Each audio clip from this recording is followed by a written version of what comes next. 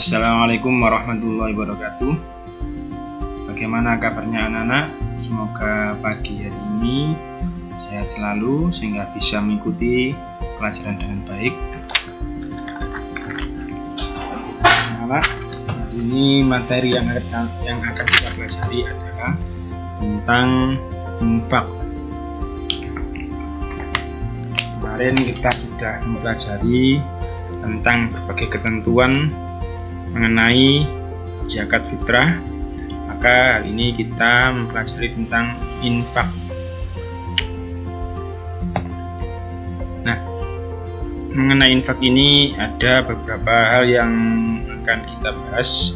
Yang pertama yaitu pengertian infak, yang kedua hukum infak, ketiga dalil infak, yang keempat rukun-rukun infak, dan terakhir adalah syarat infak. Kita mulai dengan yang pertama yaitu pengertian. Secara bahasa, infak berasal dari akar kata nafaqo yang artinya adalah keluar. Nah, dari kata dasar ini kemudian berkembang menjadi kata infak. Secara istilah, infak ini berarti menafkahkan atau membelanjakan sebagian harta benda yang dimiliki di jalan yang diridhoi Allah SWT. Misalnya, seorang kepala rumah tangga membelanjakan hartanya untuk menghidupi anak dan istrinya.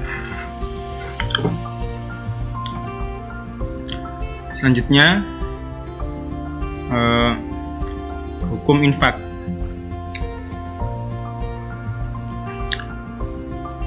Yang hukumnya pertama adalah wajib.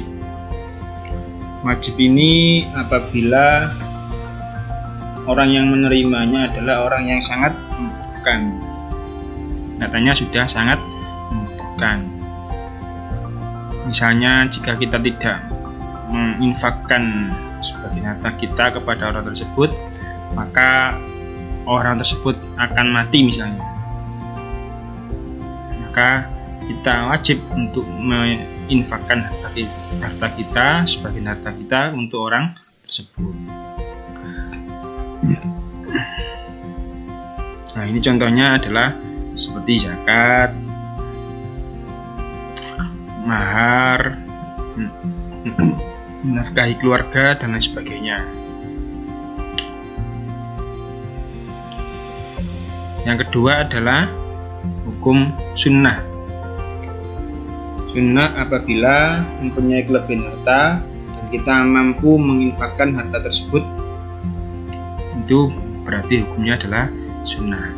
Contohnya adalah infak untuk menolong seseorang atau beberapa orang dari musibah, atau infak untuk kepentingan umum, misalnya pembangunan jalan, pembangunan gapura, atau dan lain sebagainya. Itu sunnah. Yang ketiga adalah mubah.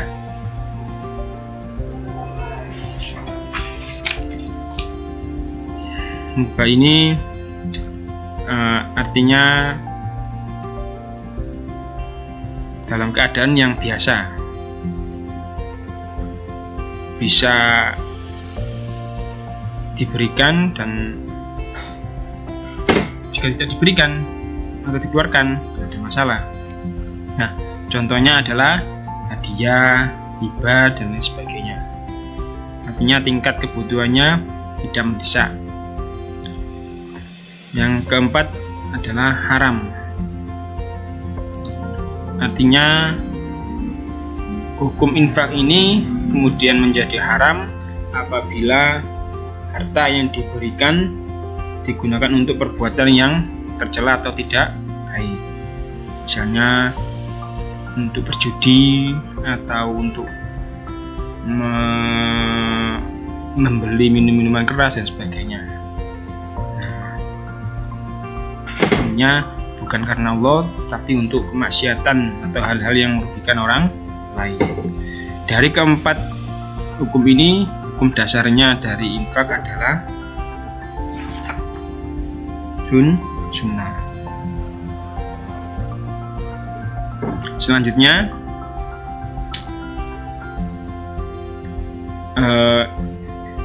dalil infak.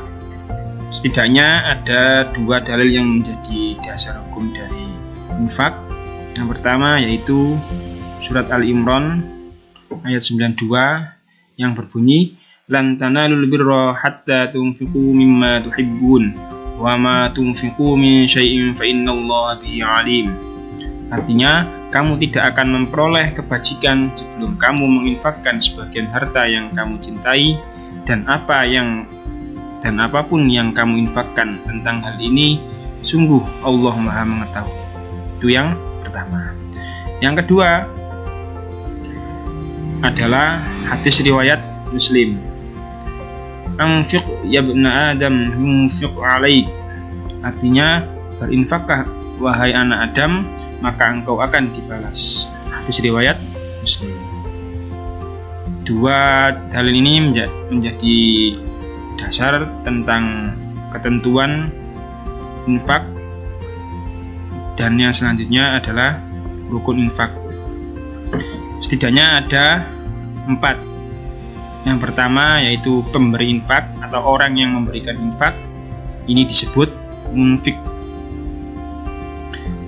Yang kedua yaitu penerima infak atau orang yang menerima infak, disebut munfak lahu atau munfaklah. Yang ketiga barang yang diinfakkan, dan yang terakhir adalah ijab qabul.